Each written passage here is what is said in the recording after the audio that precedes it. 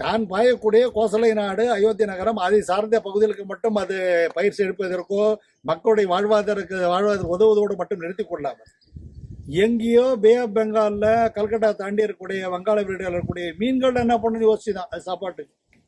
அப்போ ஒரு ஐடியா பண்ணி தான் சர்வே நிதி அங்கே நிறைய தேன் இருக்கும், எல்லா இடத்துலையும் தேன் இருக்கும். அயோத்தி செல்வ செழிப்போடு வாழ்ந்த ஒரு கோசல் நாடு அல்லவா, அங்கே வரக்கூடிய தேனெல்லாம் எடுத்துன்னு போயிட்டு அந்த கொரியர் சர்வீஸ் மாதிரி கொண்டு போயிட்டு அங்கே இருக்கிற மீன் கொடுத்தது. எந்த மீனுக்கு? வங்காள விரிகுடால இருக்கக்கூடிய மீன்களுக்கு உணவாக அளித்தது. கற்பனை தான் எவ்வளோ அழகாக சொல்றாரு பாருங்க.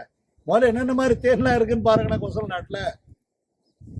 ஆலைவாய் கரும்பின் தேனும், ஆலைவாய் கரும்பின் தேனும், அரிதலை பாடை தேனும், சோலைவாய் கனியின் தேனும், தொடையிடி இறாலின் தேனும், மாலைவாய் உகுத்த தேனும், வரம்பிகந்தோடி வங்க வேலைவாய் மடுப்ப உண்டு மீனெல்லாம் கிடைக்குமான்னு சொல்றார்.